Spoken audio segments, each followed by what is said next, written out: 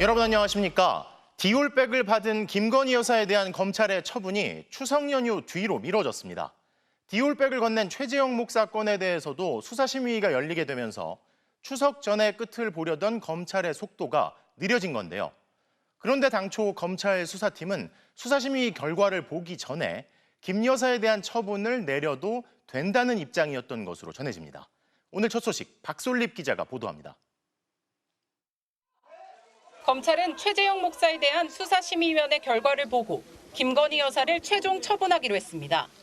수사심의는 이달 24일 오후 2시로 잡혔습니다. 추석 연휴가 끝나고 다음 주 화요일입니다. 이원석 검찰총장이 자신의 임기 안에 디올백 사건을 매듭 짓겠다고 했지만 약속을 지키지 못하게 된 겁니다. 이 총장 퇴임식은 이번 주 금요일입니다. 최 목사와 김 여사는 디올백을 주고받은 상대방인데도 이 총장이 직권으로 김 여사 수사심의만 따로 소집한 게 자충수가 됐다는 지적이 나옵니다. 검찰 안팎에서는 김 여사 처분 시점을 놓고 이 총장과 수사팀의 의견이 달랐던 것으로 전해졌습니다.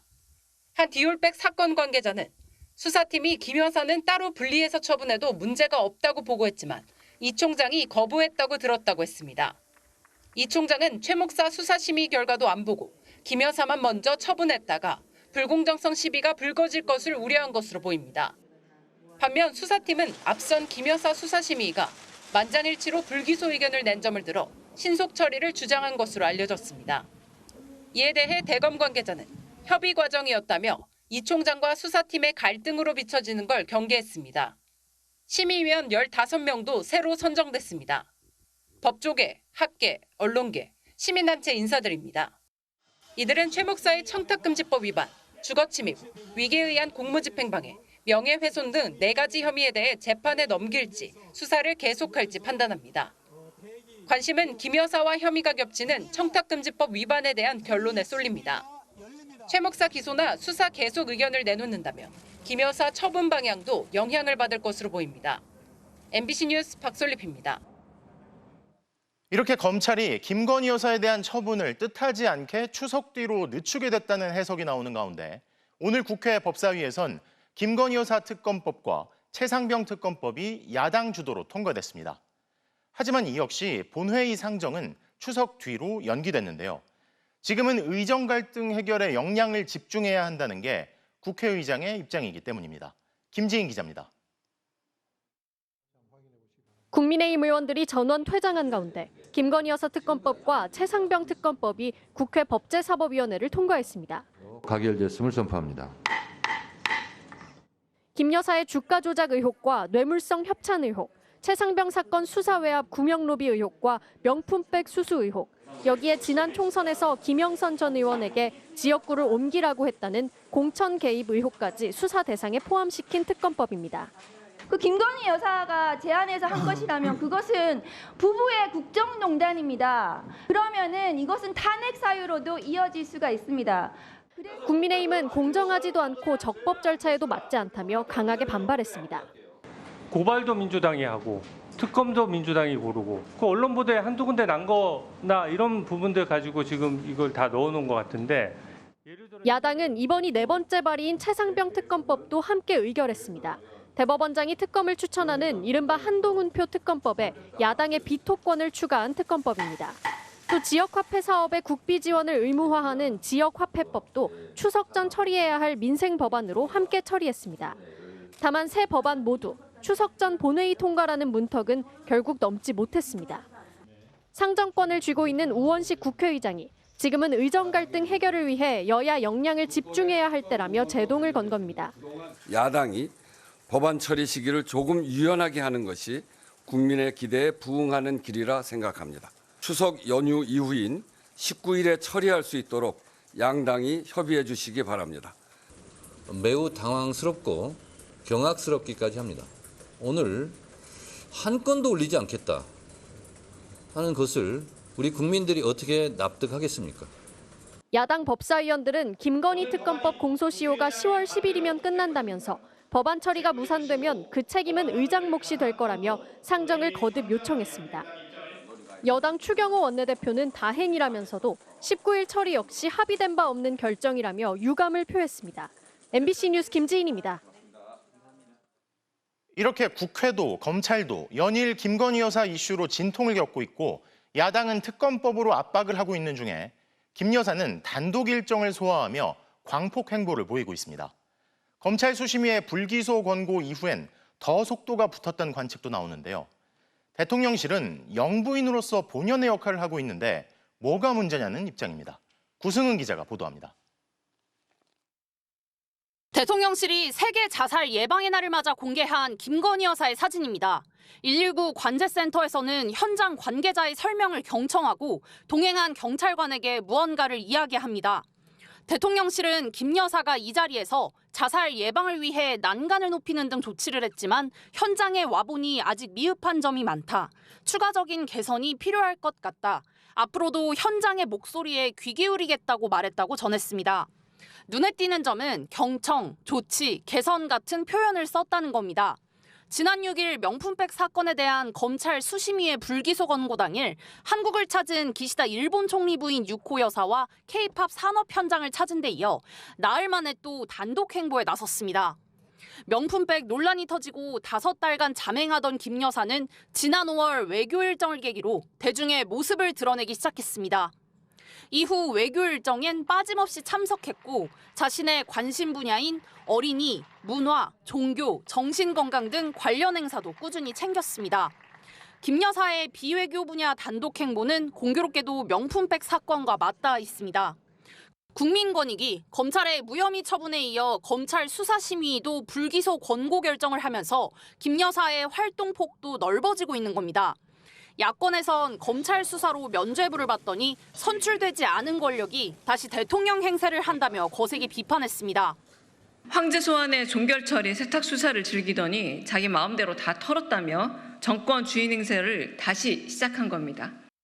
조용한 내조를 온몸으로 보여주는 김건희 씨가 다시 대통령 놀이를 시작하는 모양입니다. 대통령실은 김 여사의 단독 행보와 관련해 공식 대응을 자제하면서도 불편한 기류를 숨기지 않았습니다. 대통령실의 한 관계자는 사업가로 살아온 김 여사가 남편이 대통령 됐다고 집에만 있으라는 건 과도한 폭력이라고도 했습니다. 지난 설 영상에 나오지 않았던 김 여사가 이번 추석 영상 메시지에는 등장할 예정인 가운데 김 여사의 행보를 둘러싼 논란은 더욱 커질 것으로 보입니다. MBC 뉴스 구승입니다. 이런 가운데 내일은 김건희 여사 관련 또 다른 의혹이죠. 도이치모터스 주가 조작 사건 2심 선고가 나옵니다. 이 결과를 확인한 뒤에 검찰이 김 여사에 대한 처분을 내놓을 거란 예상이 나옵니다. 윤상문 기자가 보도합니다. 지난 7월 검찰은 김건희 여사를 피의자 신분으로 조사했습니다.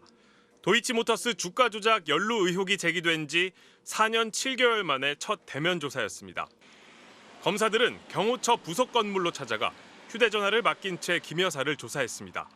늑장 조사, 특혜 조사 논란이 일었습니다.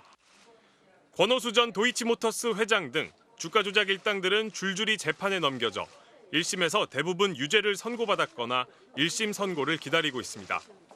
권 전 회장 등에 대한 항소심 선고가 내일 나옵니다. 관심은 주가 조작에 100억 원대 돈을 댄 것으로 의심받는 전주, 손모 씨에게 쏠립니다. 1심 법원은 손 씨의 주가 조작 가담 혐의에 대해 무죄를 선고했습니다. 그러자 대통령실은 김 여사보다 거래 규모가 큰 손 씨가 무죄라면 3일 매수가 전부인 김 여사의 주가 조작 관여 사실이 인정될 리 없다고 했습니다. 그런데 검찰이 항소심 재판 도중 손 씨에게 방조 혐의를 추가해 징역 3년을 구형했습니다. 적어도 주가 조작 사실을 눈치채놓고 주식을 매수해 범행을 도왔다는 겁니다. 항소심 재판부가 손 씨의 방조 혐의를 인정한다면 비슷한 역할을 했다고 의심받는 김 여사 기소 여론이 커질 수 있습니다. 법원이 주가 조작 의혹 시기를 어디까지 넓힐지도 변수입니다. 1심 법원은 1차 시기는 공소시효가 지났다고 보고 2차 시기 거래만 따졌습니다.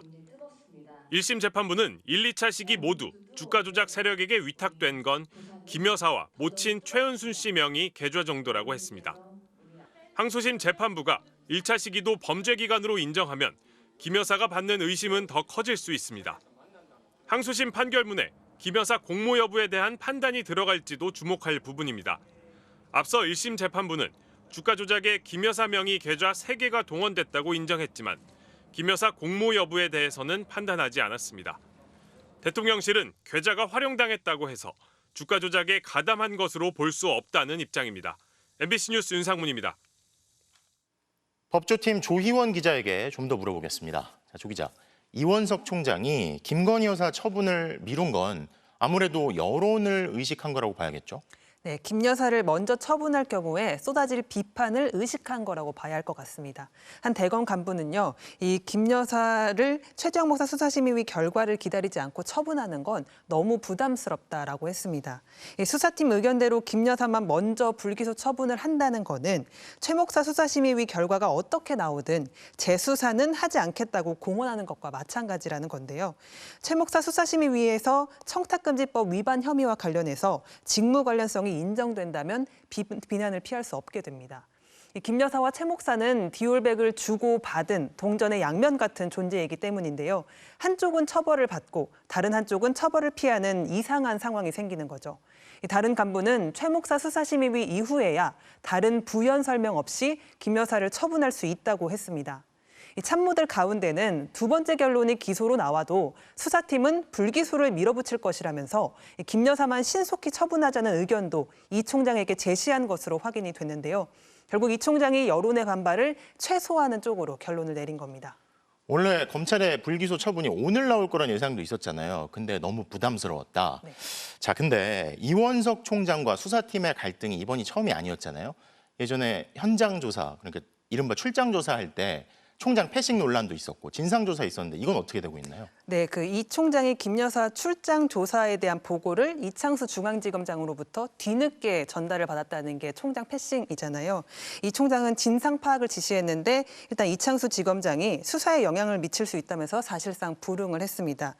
대검에 어디까지 진상조사가 진척됐는지 오늘 또 물어봤는데요. 수사에 지장을 주지 않는 범위에서 차분하게 진행할 거라는 예전 답변으로 대신하겠다고 했습니다. 한 대검 간부는 끝났다는 말이 없으면 아직 조사가 진행 중인 거라고 했는데요. 이창수 지검장은 윤석열 대통령이 검찰총장이던 시절에 대변인을 지낸 친윤석열계 검사로 평가받는 인물입니다.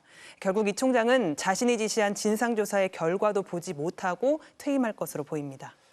그리고 내일 도이치모터스 2심 결과가 나오면 이게 조사가 제대로 안 이루어졌다 뭐 이런 얘기도 있었잖아요. 검찰 처분 바로 나오게 되나요? 일단 한 검찰 고위 간부는 지난 7월에 조사가 충실하게 진행이 됐다. 그리고 앞서 70쪽짜리 서면 진술서도 받았다. 이렇게 말했는데요. 이 말로 미뤄보면은 추가 조사는 아마도 없을 것 같습니다. 이원석 검찰총장은 최근에 이 주가 조작 일당의 항소심 결과를 분석해 검토한 다음에 증거와 법리에 따라 처리하면 문제가 없을 거다라고 했는데요. 내일 항소심 결과가 김 여사 수사 향방을 결정짓는 변곡점이 될 것으로 보입니다. 추가 조사는 없을 것 같다. 지금까지 조희원 기자 잘 들었습니다. 의료 대란을 풀기 위한 여야 의정협의체가 추석 전에 출범하기는 어려워 보입니다. 국민의힘 한동훈 대표는 2025학년도 의대 증원을 포함해 의제 제한을 두지 말자고 하지만 막상 대통령실은 물론 여당 내부에서도 부정적인 반응이 나오기 때문인데요. 야당은 말을 꺼내놓고도 번번이 힘을 못 쓰는 한 대표를 향해 사실상 면피성 제한 아니냐며 말만 하지 말고 대통령부터 설득하라며 압박하고 있습니다. 고재민 기자가 보도합니다. 경남 양산의 한 대학병원 응급실을 찾은 한동훈 국민의힘 대표. 한 대표는 재차 협의체에서 의제 제한 없이 논의하자고 말했습니다. 내년도 의대 정원 문제와 책임자 문책까지도 협상 테이블에 올려놓을 테니 의료계가 참여하라는 겁니다. 전제 조건이나 의제 제한 없이 오로지 국민의 건강을 위해서 이 문제를 어떻게든 해결해보자는 그 마음만으로 서로 신뢰를 회복하는 계기가 됐으면 좋겠습니다. 한 대표는 일부 의료단체가 긍정적인 반응을 보였다고 강조했지만 대한의사협회와 대한전공의협의회 등 핵심 단체들은 참여 의사를 밝히지 않은 것으로 전해졌습니다. 한동훈 대표는 지난주 초 서울의 한 대학병원 응급실을 찾은 데 이어 다시 한번 의료 현장을 방문하면서 추석 전 의료계 설득에 총력을 기울이는 모습입니다. 하지만 마찬가지로 오늘 서울의 한 응급실을 찾은 추경호 원내대표의 생각은 달랐습니다. 25년 정원은 현재 현실적으로 지금 재조정하기는 굉장히 어려운 부분이다. 수험생들과 학부모들의 대혼란이 있을 수 있다. 대통령실도 부정적인 입장입니다. 대통령실 관계자는 2025학년도 증원 유예를 시사한 한 대표의 발언에 대해 진정성 있는 호소라고 생각한다며 큰 의미를 부여하진 않았습니다. 한동훈 대표와 대통령실, 여권 내부가 엇박자를 보이자 야당은 내부 정리부터 하라며 압박을 이어갔습니다. 더불어민주당은 한 대표가 사실상 면피용 제안을 하는 게 아니냐며 말만 할 게 아니라 윤석열 대통령부터 설득하라고 꼬집었습니다. 문제는 한동훈 대표의 입장을 대통령이 사실상 무시한다는 것입니다. 말 정치가 아닌 결과 정치가 여당 정치입니다. 여당과 정부는 우선 긴급 당정협의회를 열고 추석 의료 대책과 협의체 구성 등에 대해 논의할 예정입니다. 하지만 주요 의사단체들의 참여가 불분명한 데다 야당마저 의사단체 참여를 사실상 전제 조건으로 내걸고 있어 추석 전 협의체 출범은 사실상 물 건너간 걸로 보입니다. MBC 뉴스 고재민입니다. 응급 상황에서 119에 전화를 걸면 해당 지역의 권역 구급 상황 관리센터로 연결되는데요. 이곳엔 119 요원들 말고도 구급지도 의사라는 응급의학 전문의도 근무합니다. 긴박한 순간 구급대원에게 응급처치 방법 등을 조언하고 병원 선정 등을 도와주는데요. 요즘처럼 응급실 대란이 심각할수록 역할이 더 중요해지는데 이런 구급지도 의사들마저 더는 버티기 어렵다고 호소해 소방당국이 긴급 대책 마련에 나섰습니다. 공윤선 기자가 단독 보도합니다. 울산의 응급의학 전문의인 A씨. 119 구급상황관리센터에서 8년째 구급지도 의사로 일하고 있습니다. A씨는 최근 소방청 관계자들의 대화방에 공개적으로 글을 올렸습니다. 의료지도를 계속 할 수 있을까 하다가 건의사항을 올린다며 상황 변화가 없다면 상당수의 지도의사가 이탈하지 않을까 걱정했습니다. 업무를 더는 감당하기 어렵다는 겁니다. 그가 맡고 있는 지역은 울산 외에도 부산과 경남까지 인구수만 760여만 명에 달합니다. 하지만 해당 센터의 구급지도 의사는 하루에 고작 2명. 주간과 야간을 나눠 밀려드는 구급대의 문의 전화에 혼자 답해야 합니다. 전국 9곳의 119 구급상황관리센터 중 수도권 말고는 사정이 대개 열악합니다. 최근 A씨의 통화 기록, 구급대 문의 전화 3통이 동시에 걸려와 2통은 받지 못했습니다. 즉시 대응이 필요한 전화를 놓칠 수 있다는 겁니다. 혼자다 보니까 의료지도가 끝날 때까지는 다른 의료지도는 받을 수가 없는데 그중에는 정말 이제 분초를 다투는 심정지 환자의 의료지도권도 있었던 적도 있습니다. 게다가 의료 공백 사태 이후엔 문의가 늘었습니다. 환자 수용을 거부하는 응급실이 늘면서 센터에 병원을 찾아달라는 요청이 2배 이상 증가한 데다 환자 중증도를 판단해달라는 구급대의 요청도 밀려듭니다. 한 30-40% 정도는 좀 늘어난 느낌입니다. 중증도 분류가 조금 애매하거나 어떤 병원을 이송하는 것이 좋을지에 대해서도 또 조언을 구하는 경우가 있는데 그런 문의도 늘어나고 있습니다. 더욱이 최근 본업인 응급실 근무의 부담이 커지면서 부업인 구급지도의사로 일하려는 전문의들도 눈에 띄게 줄었습니다. 10년 넘게 제자리인 주 야간 수당도 문제입니다. 12시간씩 하게 되거든요. 차라리 이거를 받느니 내가 익숙한 응급실 근무를 그 시간만큼 하는 게 돈 측면에서는 훨씬 더 크기 때문에 응급실 수가를 대폭 올리고 의사를 뽑으면 예산을 지원하겠다는 등 쏟아지는 대책들이 공허하다는 지적입니다. 현재 응급의료 현장 일선에서 사투 중인 인력에 대한 토홀히 대하는 정부의 태도가 굉장히 모순적이다. 진짜 해결해야 할 문제가 무엇인지부터 살펴봐야 될 것입니다. 소방청은 오늘 긴급회의를 열고 구급지원 의사들의 업무량 분담 등 대책을 논의했다고 밝혔습니다. MBC 뉴스 공유선입니다. 대한의사협회 전현직 간부들이 전공의 집단사직을 종용했다는 의혹. 경찰이 수사에 착수한 지도 벌써 7개월째입니다. 경찰은 의협집행부가 전공의들에게 물질적, 법률적 지원을 제공해 사실상 사직을 사주한 거라며 이를 입증하는 데 수사력을 모으고 있는데요. 의협 측은 억지라며 강하게 반발했습니다. 변윤재 기자가 취재했습니다.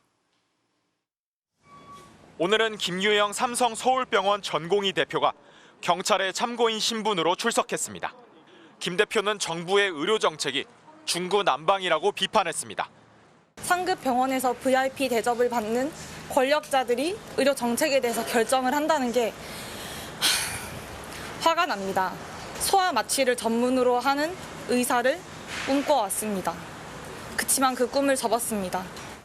대한의사협회의 전공의 집단사직 교사 혐의를 수사 중인 경찰은 지난달 박단 대한전공의협의회 비대위원장에 이어 이달 초부터 빅5 병원 전공의 단체 대표들을 차례로 불러 조사해왔습니다.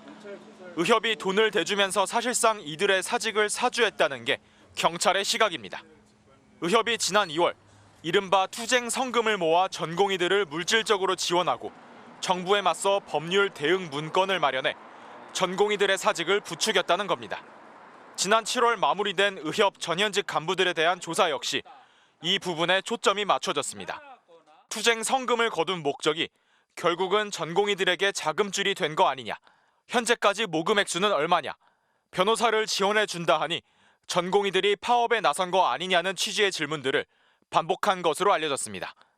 의협 변호인 측은 자발적으로 모은 돈이며 문건 하나 때문에 전공의들이 직장을 박차고 나왔다는 건 억지 주장이다라고 맞받았습니다.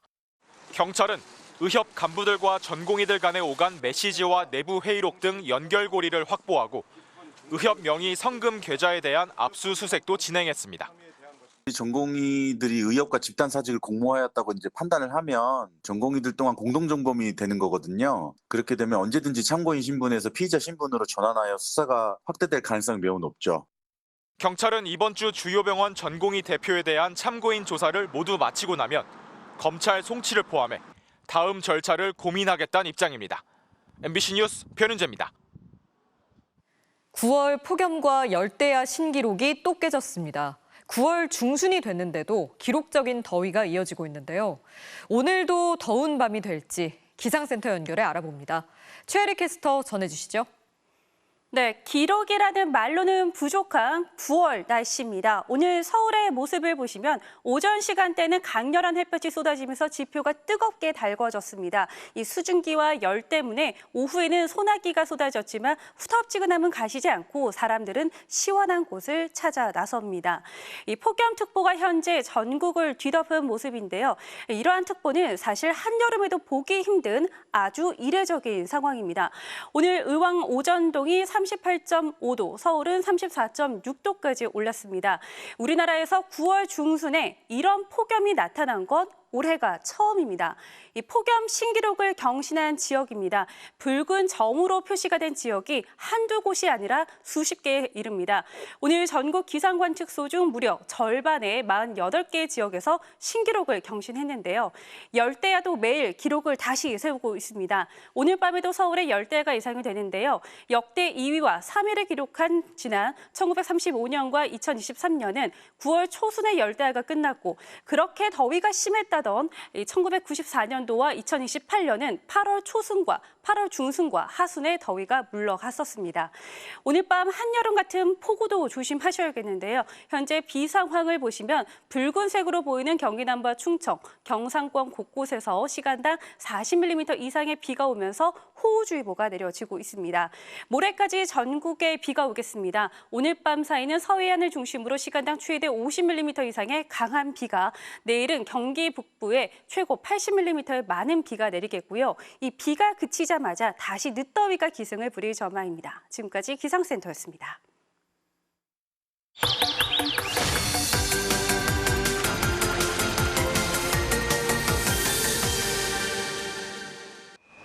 이 9월에도 끝나지 않는 폭염, 도심은 뜨겁습니다. 이럴수록 그늘을 만들어주는 가로수가 더없이 소중한데 이 아름드리 플라타너스가 유명했던 이곳 마포구 연남동에서는 지금 가로수 여러 그루가 뿌리채 뽑혀나가는 중입니다. 이 도대체 무슨 일일까요? 가지를 톱으로 쳐내고 밑동도 자릅니다. 잠시 뒤 큰 나무가 조각나 쌓였습니다. 인도 폭이 좁아 사람이 몰리면 위험하다며 인도를 넓히는 공사가 진행 중입니다. 그러면서 수십 년 자란 플라타너스 나무 16그루를 베고 소나무를 새로 심기로 했습니다. 넓힌 인도 중간에 나무가 있게 되니 그냥 둘 수도 없고 옮겨 심기도 어렵다며 베어내기로 한 겁니다. 크게 자란 가로수가 주변 건물과 간판을 가린다는 민원도 없진 않았습니다. 상권이 생기면서 일어난 일인데 좋게 자리 잡고 있었던 자연의 일부가 그냥 사라지는 게 너무 안타까운 일인 것 같습니다. 점점 뜨거워지고 길어지는 여름, 나무는 가장 확실한 도심 폭염 대책 중 하나입니다. 화상 카메라로 지표면을 촬영했더니 가로수 그늘이 있는 곳과 가로수가 잘려 그늘이 사라진 곳의 온도 차이가 최고 16도나 났습니다. 그늘이 없는 곳에 10분 서 있었더니 이마의 온도가 2.6도 올랐는데 다시 그늘에 10분 서 있었더니 되돌아왔습니다. 뿌리에서 뽑아 올린 물을 이렇게 공중으로 수증기를 뿜어내기 때문에 우리가 지금 뭔가 쾌적한 느낌이 들 정도로. 하지만 많은 곳에서 수십 년 자란 가로수들이 이런저런 이유로 잘려나가고 있습니다. 서울 다른 구에서는 열매 악취 민원으로 은행나무, 암나무 150여 그루를 자르는 사업이 진행 중입니다. 2년 전 인천에서는 소나무로 바꿔 심겠다며 멀쩡한 가로수들을 자르는 일도 있었습니다. 민원을 해결하고 도시를 바꿨다라는 잘못된 지적을 나타내기 위해서 이런 일들이 계속 반복되고 있다고 할 수 있죠. 안전 등의 불가피한 이유라면 가로수 제거와 수종 교체가 필요할 수 있습니다. 하지만 기후위기로부터 도시와 시민들을 보다 효과적으로 지킬 방법이 무엇인지에 대한 고민은 꼭 필요해 보입니다. MBC 뉴스 김민욱입니다. 오늘 새벽 부천의 한 다세대 주택에서 전기자전거 배터리가 폭발해 불이 났습니다. 충전을 마친 뒤 분리해 보관한 배터리에서 불이 시작된 걸로 알려졌는데요. 최근 전기자전거 배터리 관련 화재가 계속되고 있습니다. 류현준 기자가 전해드립니다. 경찰차와 소방차가 건물 앞을 빼곡히 채웠고 소방대원들이 환자 이송을 위해 분주히 움직입니다. 오늘 새벽 0시 반쯤 경기도 부천시의 한 5층짜리 다세대 주택에서 불이 났습니다. 불길은 약 30분 만에 잡혔지만 주민 7명이 연기를 마셔 병원으로 옮겨졌습니다. 수건에다 물 적셔서 얼굴 가리고 이제 막 내려오는데 문에서 불이 확 나오더라고요. 불은 2층에 있는 한 가정집 방 안에서 시작됐는데 당시 4시간 전 충전을 마치고 분리된 전기자전거 배터리가 보관되고 있던 것으로 알려졌습니다. 배터리에서 탁탁 터지는 소리가 났다는 신고자의 진술도 나왔습니다. 단층돼서 빼놓으셨대요. 자전거는 실내로 1층으로 보관한 상태에서 배터리만 빼갖고 작은 방에 보관하다가 주택 1층에 주차된 전기 자전거입니다. 본체 아랫부분을 보면 배터리가 분리돼 있습니다. 우선은 저희는 리튬이온 배터리 사용하고 있고요. 고속 충전기를 쓰신다든지 모든 이유가 무조건 있어야만 성립이 되는 거다 보니까. 앞서 지난달 6일 서울 송파구의 다세대 주택에서 난 불 역시 외발 전동휠 배터리에서 시작된 걸로 추정됩니다. 해당 배터리는 리튬 소재로 발견 당시 안전장치인 배터리의 분리막이 파손돼 있던 것으로 알려졌습니다. 또 그제밤 부산에서도 공유 전기자전거 충전소에서 불이 나는 등 최근 리튬 배터리를 사용하는 개인용 이동장치에서 화재가 잇따르고 있습니다. 리튬 배터리가 좁은 공간에 많은 전기 용량을 저장할 수가 있습니다. 단지 이제 단점으로는 화재에 취약하다는 것이죠. 개인용 이동장치의 경우 이용자들이 도난당할 걸 우려해 집안에 보관하는 경우가 많아 불이 날 경우 피해가 커질 수 있습니다. 전문가들은 피난로를 막지 않는 곳에서 충전하고 80% 정도만 충전하는 게 안전하다고 당부했습니다. MBC 뉴스 류현준입니다.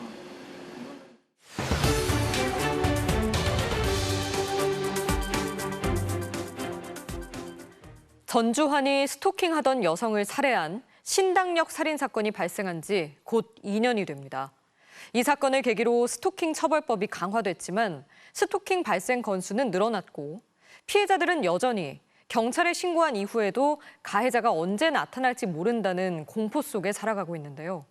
이혜선 기자가 집중 취재했습니다. 일터로 떠난 딸이 돌아오지 않은 지 2년이 흘렀습니다. 아버지는 그날의 기억이 여전히 생생합니다. 아침에 일어나면 항상 아이의 사진을 보며 잘 지내고 있냐고 인사합니다. 평소 환하게 미소 짓던 딸의 얼굴이 생각납니다. 스토킹해온 서울교통공사 입사 동기에게 희생된 이른바 신당역 살인 사건. 이 일을 계기로 스토킹 처벌법이 강화됐지만 피해자들이 현실에서 느끼는 공포는 여전합니다. 대학생 박모 씨는 6개월 전 술을 같이 마셔주지 않는다는 이유로 목을 조르는 등 폭력을 휘두른 남자친구에게 이별을 통보했습니다. 헤어지자고 하자 폭행은 더 심해졌습니다. 발로 막 머리부터 시켜서 밟더라고요. 퍽퍽 소리가 나니까 동아리 부원들이 와서 가해자 밖으로 끌어냈는데 이제 거기서도 막 저 라든지 막 소리를 지르더라고요.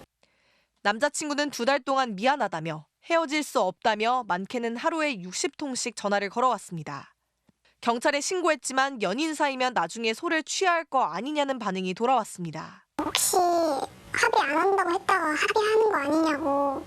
나는 절대 합의 생각이 없는데 왜 연인 사이라고 해서 이렇게 물어보시는 건가? 좀 이런 생각도 들었고. 강모 씨는 4년 동안 대학 동기에게 스토킹을 당했습니다. 싫다고 해도 동아리방에도 집에도 불쑥불쑥 찾아왔습니다. 경찰에 신고하자 스토킹은 멈췄지만 강 씨는 지금도 정신과 치료를 받고 있습니다.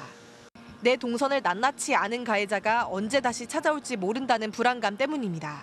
호신용 스푼 하나 샀는데 혹시 몰라갖고 갖고 있는데 정말 급할 때 쓰려고. 좀 트라우마가 생겼어. 3년 전 스토킹 범죄 처벌법이 시행됐지만 발생 건수는 지난 2022년 1,500여 건에서 지난해에는 약 12,000건으로 늘었습니다.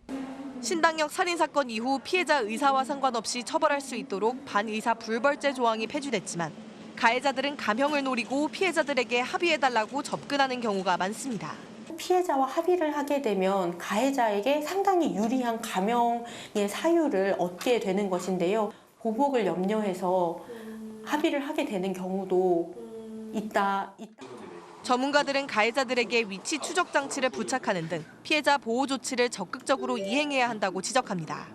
신당역 살인 사건의 피해자 동료들은 2주기를 앞두고 내일 신당역 앞에 추모 기자회견을 열 예정입니다. MBC 뉴스 이혜선입니다.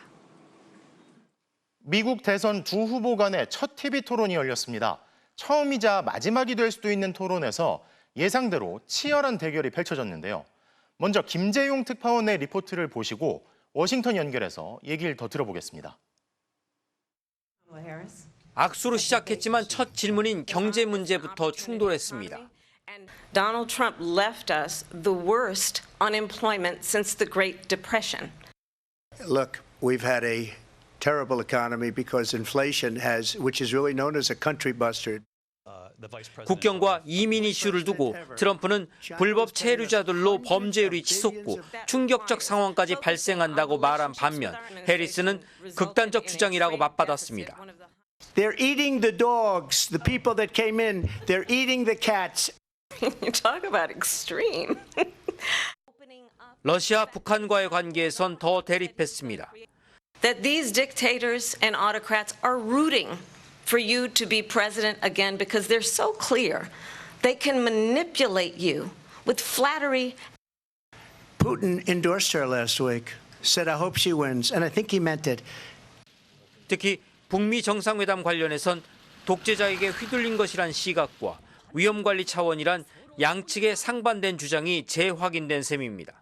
트럼프는 해리스가 셰일가스 시추 기술인 수압파쇄법 입장을 바꾼 부분을 따졌고 해리스는 트럼프가 연방의사당 폭동에 대한 책임을 인정하지 않는다며 날을 세웠습니다. 팽팽한 기싸움은 예정 시간을 훨씬 넘긴 100분간 지속됐고 양측은 처음과 달리 악수도 하지 않고 토론장을 떠났습니다. 워싱턴에서 MBC 뉴스 김재용입니다. 그럼 워싱턴 바로 연결해서 오늘 상황 더 알아보겠습니다.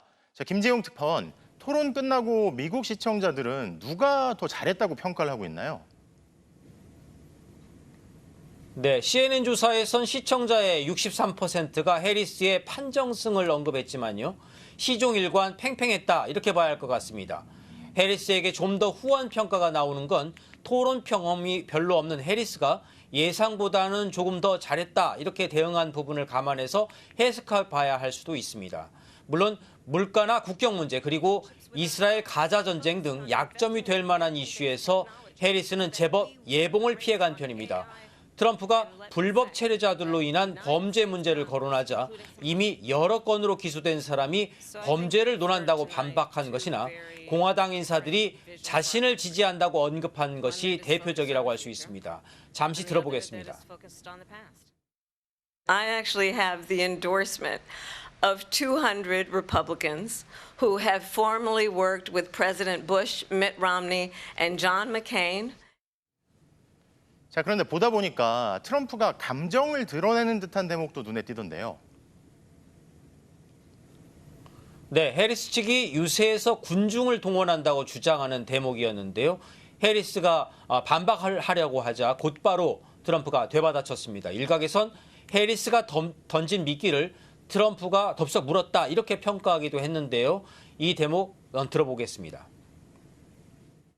She went out. Wait a minute. I'm talking now. If you don't mind, please. Does that sound familiar? 자, 토론이 끝나고 세계적인 팝스타 테일러 스위프트가 지지 후보를 밝혔잖아요. 이게 대선에 영향이 있을까요? 네, 해리스와 팀 월즈에게 투표할 것이라고 선언을 했는데요. 권리와 대의를 위해 싸우기 때문이고 이를 옹호할 전사가 필요하다고 언급했습니다. 스위프트는 트럼프도 이른바 지지를 언급한 탐내던 인사라 주목이 되는 편이죠. 하지만 실제 영향이 어떨지는 조금 더 지켜봐야 할 것 같습니다. 또 토론 직후 CNN이 긴급 조사를 했는데 양측 지지자들 가운데 입장을 바꾼다고 한 비율은 해리스 측 2%, 트럼프 측이 6%에 불과했습니다. 또 경제 관련해서 여전히 해리스보다 트럼프가 더 잘할 것 같다고 한 대목은 향후 판세를 쉽게 예측하기 어려운 대목이기도 합니다. 무엇보다 앞으로 전개될 경합주의 표심 변화 좀 지켜봐야 할 것 같습니다. 지금까지 워싱턴이었습니다. 서울시가 지원을 끄는 데 이어 오늘은 행정안전부가 TBS의 서울시 출연기관 지정을 해제했습니다. 그럼 재원 조달을 해야 패국을 막을 수 있을 텐데 이를 위한 TBS 정관 변경은 방송통신위원회가 허가하지 않고 있습니다. 재은효 기자입니다. TBS가 결국 서울시의 손을 완전히 떠났습니다. 1990년 서울시 산하 사업소로 개국한 지 34년 만입니다. TBS는 그동안 연간 예산 약 500억 원 중 70%를 서울시 출연금으로 충당해왔지만 지난 5월 서울시의회가 김어준의 뉴스공장 등 편파 방송을 이유로 지원 조례를 폐지함에 따라 6월부터 예산 지원이 완전히 끊겼습니다.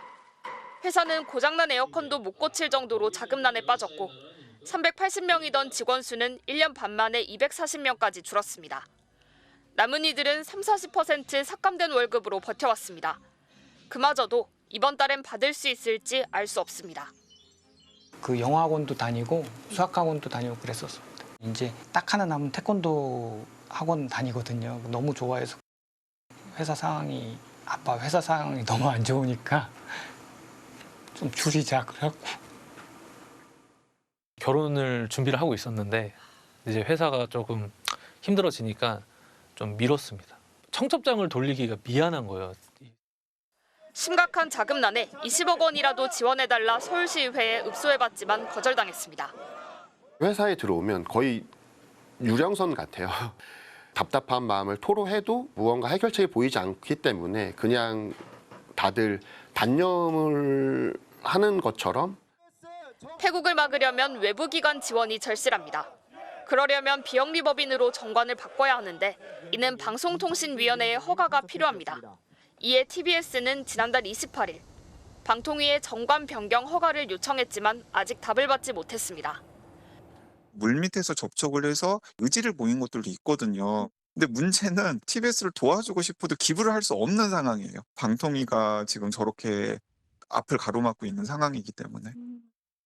방통위는 방송허가의 전제인 서울시 출연구조에서 벗어나는 만큼 면밀한 검토가 필요하다는 입장입니다. 사측은 방통위 직무유기 하에서 살 길이 없다면서 재단 해산과 폐업을 준비 중이며 추석 이후 직원들에게 통보할 일정을 조율하고 있다고 밝혔습니다. MBC 뉴스 재은유입니다. 보수 성향 단체인 공정언론국민연대 등이 재작년 MBC 대주주인 방송문화진흥회에 대해 국민감사를 청구했는데요. 감사원이 오늘 결과를 발표하며 박문진의 주의를 요구했습니다. 하지만 박문진은 감사원이 법령 위반이나 부패 행위 등은 언급하지 못하며 위법 감사를 자인한 것이라고 비판했습니다. 이혜리 기자입니다. 방송문화진흥회에 대한 국민감사 결과를 내놓은 감사원. MBC가 2019년 여의도 사옥 매각 대금을 국내외 부동산 대체 상품에 투자했다가 손해를 보는 등의 경영상 문제를 보고받고도 박문진이 적정한 조치를 하지 않았다고 지적했습니다. 또 각종 감사 자료 제출 요구에도 따르지 않았다는 등의 이유로 주의를 요구했습니다. 1년 반에 걸친 감사 결과치고는 낮은 수위의 조치입니다. 박문진은 감사원이 위법 감사를 자인한 꼴이라고 비판했습니다.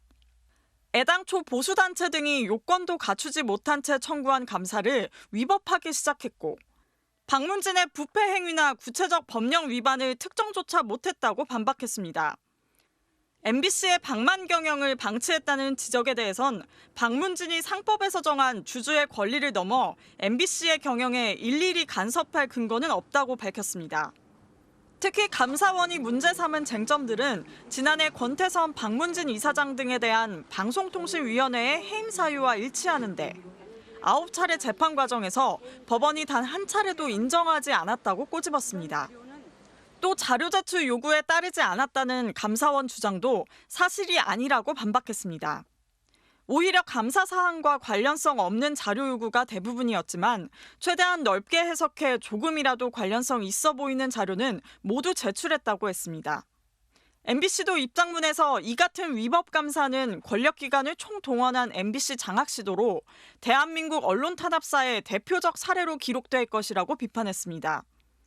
MBC는 이번 국민감사가 부패방지 권익위법 규정에 반한다며 이미 헌법소원을 제기한 상태입니다. MBC 뉴스 이혜리입니다.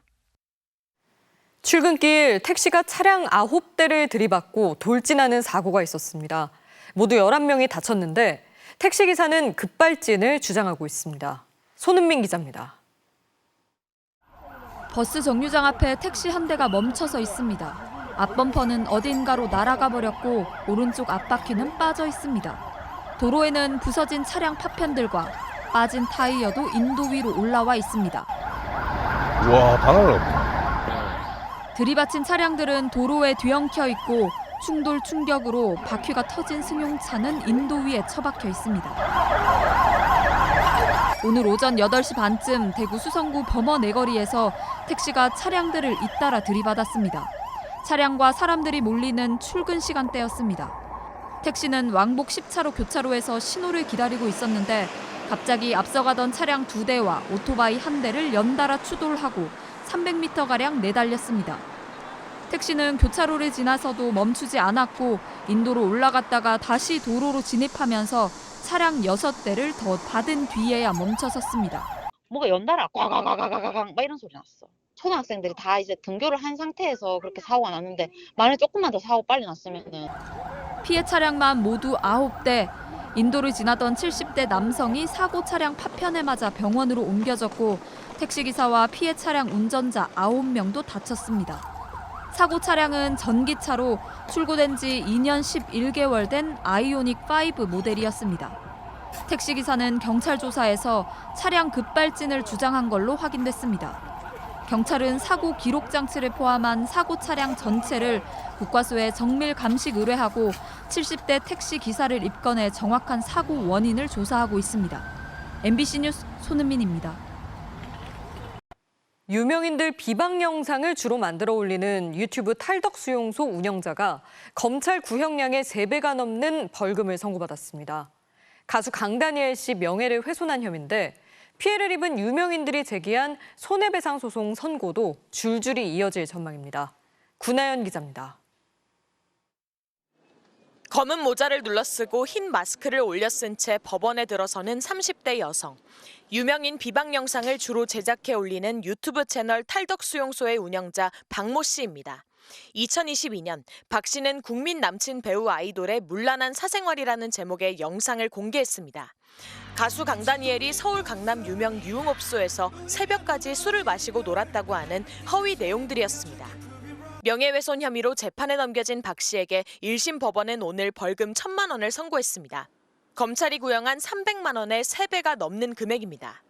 재판부는 경제적 이익을 위해 유명 연예인에 대한 자극적이고 선정적인 콘텐츠를 전파성 높은 유튜브에 게시했다며 해당 연예인과 소속사에 회복하기 어려운 피해를 줄 수 있다는 점에서 엄히 처벌해야 한다고 꾸짖었습니다. 박 씨는 영상 내용을 사실로 믿었다고 주장해왔는데 재판부는 내용을 알게 된 구체적인 경위나 출처를 밝히지 못하는 점 등을 보면 허위임을 인식했다고 보는 게 타당하다고 했습니다.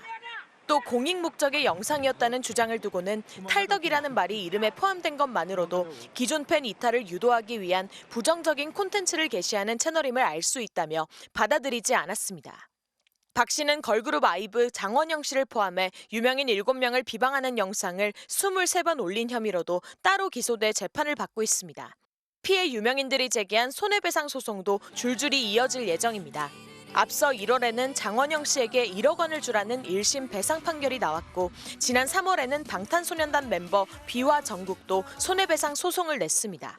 MBC 뉴스 구나인입니다. 불법 대부 계약으로 인한 서민들의 피해가 최근 더 늘고 있는데요. 정부가 오늘 근절 대책을 내놨습니다. 미등록 대부업체에 대한 처벌과 규제를 대폭 강화하고 폭행, 협박 등으로 맺은 계약에 대해서는 원금과 이자를 무효화하기로 했습니다. 정혜인 기자가 전해드립니다. 20대 홍모 씨는 지난 5월 인터넷 대부업자로부터 150만 원을 빌렸습니다. 이후 250만 원 넘게 갚았지만 한 달 이자가 원금의 50%에 달해 이자를 감당하지 못했습니다. 대부업자는 홍 씨와 가족들을 협박했습니다. 저한테는 이제 야, 돈 안 갚냐 하면서 이제 뭐 욕설이나 이런 건 당연하고 불신소 고용해서 너희 엄마 가게 찾아갈게 하면서. 이 업자는 당국에 신고하지 않은 미등록 대부업자였습니다. 정부는 앞으로 이 같은 미등록 대부업자를 불법 사금융업자로 명칭을 변경하기로 했습니다. 불법 사금융업자의 경우 받을 수 있는 이자를 6%로 제한합니다. 현재 대부업 최고금리인 20%를 받지 못하게 차단하는 겁니다. 이런 법정 최고금리를 위반할 경우 현행 3년 이하 징역 3천만 원 이하 벌금에서 5년 이하 징역 2억 원 이하 벌금으로 처벌을 강화하기로 했습니다. 또 채권 추심 과정에서 성범죄나 인신매매, 폭행과 협박 등이 있었다면 계약 자체를 무효화할 수 있도록 법을 고칠 계획입니다. 불법 사금융의 주요 접근 경로인 온라인 대부중개 사이트는 등록기관을 현행 지자체에서 금융당국으로 바꾸기로 했습니다. 악질적 불법 추심 등 반사회적 불법 대부 계획에 대해서는 원금과 이자를 무효화하는 근거를 마련하는 등 불법 대부업을 뿌리 뽑고 정부는 또 대부업자의 자기자본 요건을 대폭 올려 등록 문턱도 높이고 부적격 업자는 즉시 퇴출시켜 3년간 재진입을 막기로 했습니다. 정부는 이런 내용을 담은 대부업법 개정안을 이르면 연말에 국회에 제출하겠다고 밝혔습니다. 금감원에 접수된 불법 사금융 피해 신고는 지난 1년 새 24% 넘게 늘었습니다. MBC 뉴스 정혜인입니다. 유럽사법재판소가 애플이 조세 회피를 통해 법인세를 적게 냈다며 이자까지 21조 원의 과징금을 부과했습니다. 전 세계에서 진행 중인 빅테크 기업들의 세금 회피, 우리나라에도 같은 논란이 있는데요. 이들의 꼼수 탈세에 대한 의미 있는 판결이 나온 겁니다. 베를린 김민찬 특파원이 보도합니다. 독일에서 애플 서비스를 이용한 뒤 받은 영수증입니다. 미국 회사 애플이지만 영수증에는 아일랜드 주소가 적혀 있습니다. 아일랜드로부터 법인세 특혜를 받은 애플은 유령 회사 2개를 세웠습니다. 그리고는 1991년부터 2014년까지 사실상 매출의 0.005%만 세금으로 냈습니다. 유럽사법재판소는 불법적 법인세 혜택이라며 애플 측에 130억 유로를 내야 한다고 했습니다. 이자까지 포함하면 우리 돈으로 21조 원이 넘습니다. It's a big win for European citizens and for tax justice. Our investigations have decisively contributed to a mind shift, a change of attitude among member states. 글로벌 플랫폼 기업들의 조세 회피는 우리도 예외는 아닙니다. 국내 대표 플랫폼 기업인 네이버는 지난해 매출이 10조 원에 육박하면서 법인세만 4,963억 원을 냈습니다. 그런데 유튜브와 검색 등으로 한국 시장을 점령 중인 구글 코리아. 지난해 우리나라에 낸 법인세는 155억 원이 전부입니다. 매출은 고작 3,600억 원 신고했습니다. 학계에서는 지난해 구글 코리아의 매출이 최대 12조 원이 넘었을 것이란 추산도 나옵니다. 매출을 실제 3% 수준으로 낮춰 신고했을 수 있다는 얘기입니다. 구글만의 문제도 아닙니다.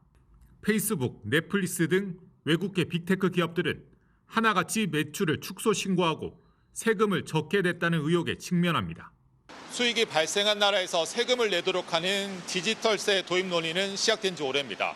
하지만 제도의 도입까지는 여전히 지지부진한 상황이어서 글로벌 플랫폼 기업들의 꼼수 탈세 규모는 눈덩이처럼 불어나고 있습니다. 베를린에서 MBC 뉴스 김민찬입니다. 스팸 문자가 갈수록 교묘해지고 있습니다. 유명 연예기획사를 사칭해 채용 문자를 보내고 한국에 놀러 오고 싶다며 접근하기도 하는데요. 스팸 신고 건수는 단 2년 사이 10배 늘었는데 정작 관련 예산은 줄고 있습니다. 김윤미 기자가 보도합니다. 최근 무작위로 발송되고 있는 문자입니다. 연예기획사 소속 가수를 온라인으로 홍보하면 하루 80만 원까지 벌 수 있다는 내용입니다. 트와이스의 JYP, 방탄소년단의 빅히트까지 내로라 하는 기획사들 이름을 내세웠습니다. 하지만 이 문자는 가짜, 불법 스팸입니다. 자세히 보니 스팸 감시망을 피하려고 글자마다 띄어쓰기를 했고 전화하면 없는 번호라고 나옵니다. 해외에 있는 자신과 친해지자며 메신저 친구 추가를 유도하는 문자도 갑자기 늘었습니다. 친분이 쌓이면 돈을 요구하는 사기, 일명 로맨스 스캠입니다. 많이 와요. 한 4월 달 이 정도부터 계속 오고 있는 것 같고. 어떤 내용이에요? 한국에 놀러 오고 싶어요. 나랑 며칠 놀아줄 시간 있어? 딥페이크 사태 이전엔 텔레그램으로 접근하는 경우가 많았는데 최근 들어 라인 메신저 아이디를 추가하라는 문자가 늘었습니다. 스팸 신고는 올해 상반기에만 2억 건을 넘어 연말엔 4억 건을 돌파할 전망입니다. 2022년 3,870만 건에서 2년 만에 10배로 폭증하는 겁니다. 로맨스 스캠 문자가 사실상 스팸 통계에 잡히지 않는 걸 감안하면 실제 문자 공해는 더 심각한 수준입니다. 현행법이 광고성 문자만 스팸으로 분류해 친목을 가장하는 로맨스 스캠은 실제 송금 피해가 일어나야만 사기로 처벌되기 때문입니다. 이렇게 갈수록 늘고 수법도 교묘해지는데 스팸 관련 예산은 제자리 걸음. 5년 전과 비교하면 오히려 4% 줄었습니다. 정부도 스팸 방지를 위한 시스템 개선, 조사 강화 등의 예산을 충분히 투입할 필요가 있다고 생각합니다.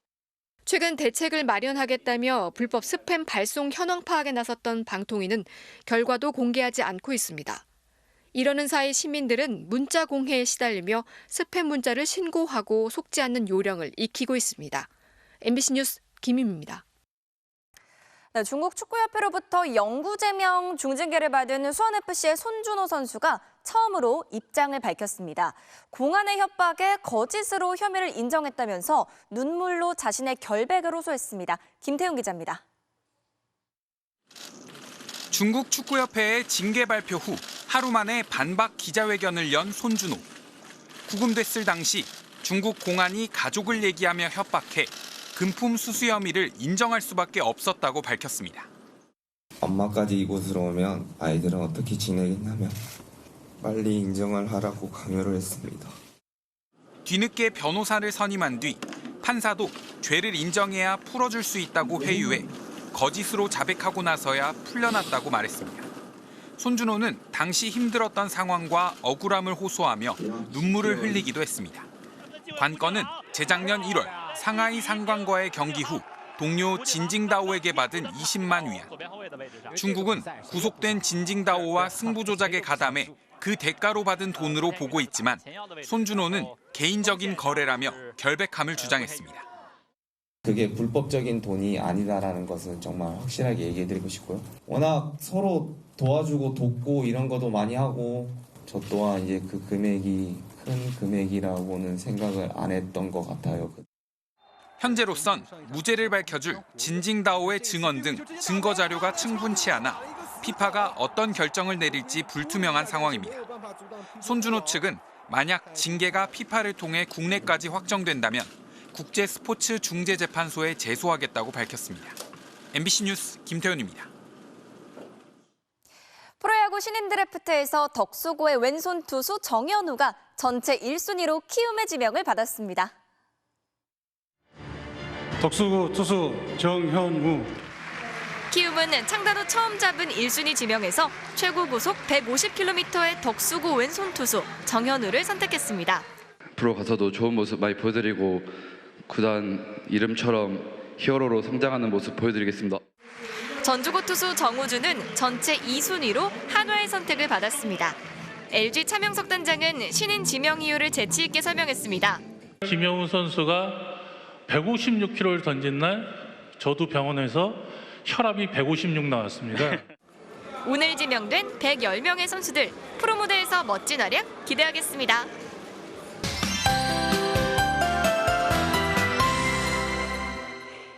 기록적인 폭염의 열기는 지금도 이어지고 있습니다. 조금 전 광화문대로의 모습인데요. 현재 기온 서울은 28.5도를 나타내고 있습니다. 밤사이 기온이 떨어지지 못하면서 서울은 열대야가 이어질 전망입니다. 현재 폭염특보가 전국 대부분 지방을 뒤덮은 모습입니다. 오늘 의왕 오전동이 무려 38.5도, 서울도 34.6도까지 치솟았습니다. 폭염 신기록도 경신했습니다. 현재 붉은 점으로 표시된 지역이 한두 곳이 아닌데요. 오늘 전국 기상관측소 중 절반의 48개 지역에서 신기록을 경신했습니다. 9월 중순에 우리나라에서 이런 폭염이 나타난 건 올해가 처음인데요. 비도 한여름처럼 쏟아지고 있습니다.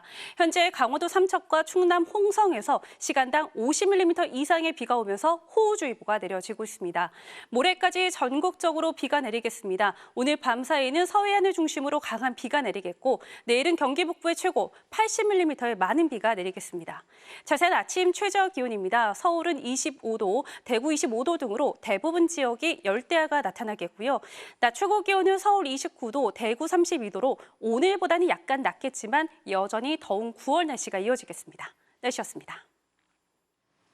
김건희 여사가 어제 자살 예방의 날이라며 구조 관계자들을 찾아 앞으로도 현장의 목소리에 항상 귀 기울이겠다는 얘기를 했다고 합니다. 비공개 일정이라지만 사진은 여러 장 공개됐죠. 그런데 검색 사이트에서 올해 나온 전체 뉴스를 집계해 보니까 선거에서 뽑힌 대통령 이름이 나오는 기사보다 비공개 행보를 이어온 대통령 부인의 이름이 등장하는 기사가 오히려 더 많다는 특이한 결과도 나옵니다. 항상 귀 기울이겠다던 현장의 목소리는 무얼 말하고 있을까요? 수요일 뉴스데스크 마칩니다. 시청해주신 여러분 고맙습니다.